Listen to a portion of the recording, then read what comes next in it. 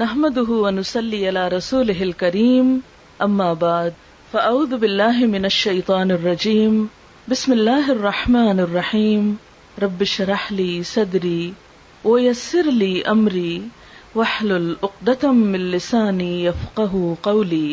آواز کا مسئلہ کہ عورت کی آواز بھی چھپانے کی چیز ہے یا نہیں، اس کے بارے میں بھی اختلاف ہے۔ اس میں معرف القرآن سے مولانا مفتی شفیع صاحب نے جو لکھا ہے، کہتے ہیں عورت کی آواز کا مسئلہ،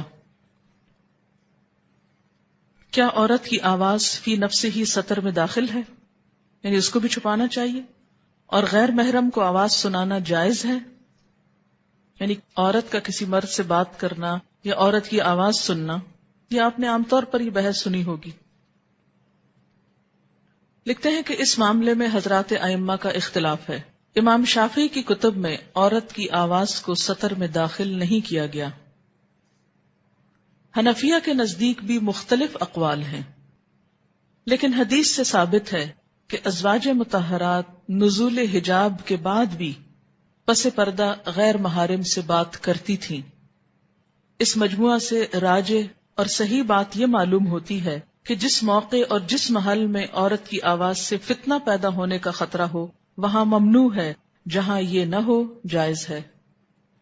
احتیاط اسی میں ہے کہ بلا ضرورت عورتیں پس پردہ بھی غیر محرموں سے گفتگو نہ کریں، اور یہ بہت معتدل رائے انہوں نے لکھی ہے۔ عام طور پر جب جیسے کیسٹ ریکارڈنگ اور اس کو سنوانے کا مسئلہ آتا ہے تو آپ نے دیکھا ہوگا کہ مذہبی طبقے میں اس کے بارے میں بہت ری ایکشن ہے، عورت کی آواز کیوں ریکارڈ کی جا رہی ہے، کیوں سنائی جاتی ہے۔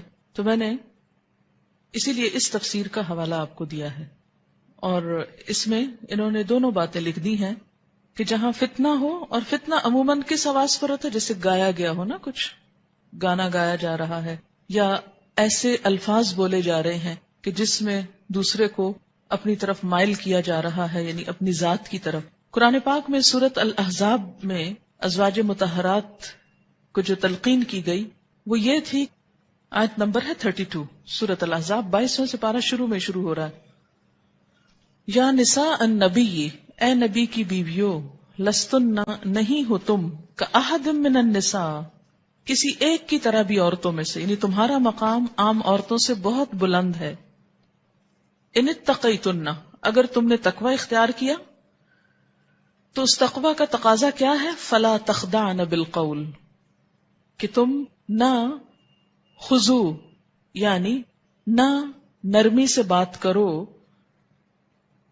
فیطمع الذی، یعنی جب کسی مرد سے تمہاری بات ہو رہی ہو تو ایسی دبی آواز میں بات نہ کرو کہ جس سے یہ نتیجہ نکلے، کیا؟ فیطمع الذی فی قلبہ مرض، کہ طمع رکھ بیٹھے وہ شخص جس کے دل میں کوئی بیماری ہے، یعنی جو نیت کا خراب شخص ہے یا دل کا خراب شخص ہے، وہ تم سے بات کر کے تم سے کوئی غلط توقع رکھ بیٹھے۔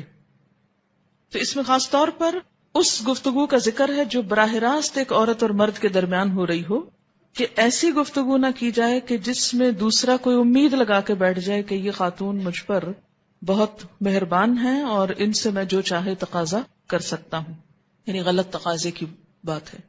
ایک تو عام روزمرہ زندگی کی ضروریات ہے وہ نہیں، یعنی اس غلط بات کی طرف اشارہ جا رہا ہے۔